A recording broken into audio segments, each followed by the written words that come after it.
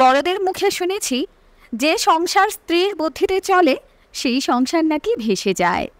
এই যুক্তির প্রসঙ্গে আমি শুধু 4টি কথা বলতে চাই। আপনারা নিরপেক্ষ হয়ে শুনবেন আর নিজেদের মতামত অবশ্যই জানাবেন।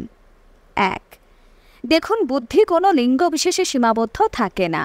বুদ্ধিমান পুরুষ যেমন হতে পারে তেমনি একজন নারীও কিন্তু যথেষ্ট বুদ্ধিমতী হতে পারে।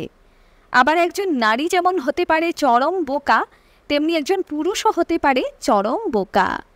সুতরাং সংসারে পুরুষ সর্বেসর্বা হলে কিংবা নারী সর্বেসর্বা হলে সেই সংসার সুন্দর পরিচালিত হবে কিংবা ভেসে যাবে সেটা কিন্তু হলফ করে কখনো বলা যায় না। 2, নারীরা অনেক ক্ষেত্রে সাংসারিক কিছু মারপ্যাঁচ বোঝেন, যেটা হয়তো একজন পুরুষ অতটা বুঝতে নাও পারেন। কারণ ভগবান পুরুষ এবং নারীর মধ্যে কিছু পার্থক্য রেখেছেন, যার কারণে তারা আলাদা এবং একে অন্যের পরিপূরক। 3, অভিজ্ঞতা মানুষের সবচাইতে বড় সম্পদ। যে যত বেশি অভিজ্ঞতা অর্জন করে তার জানার পরিধি তত বাড়ে। তাই আমার মতে সেখানে পুরুষ নারী ছোট বড় বলে কোনো ভাগ হতে পারে না।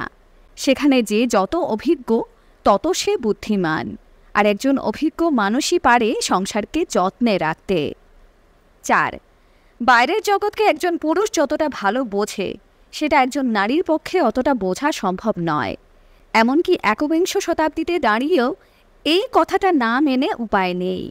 তাই আমার বিশ্বাস, বাইরের মহল যেমন একজন পুরুষ যথেষ্ট দক্ষতার সহিত সামলাতে পারেন, তেমনি অন্দরমহলকে সামলানোর ক্ষমতা রাখেন একজন নারী। তাই নারী ছাড়া যেমন পুরুষ অচল, তেমনি পুরুষ ছাড়া একজন নারীও অচল। সেখানে প্রতিযোগিতার কোনো জায়গা নেই, সেখানে কর্তৃত্বের কোনো জায়গা নেই বলেই আমার বিশ্বাস।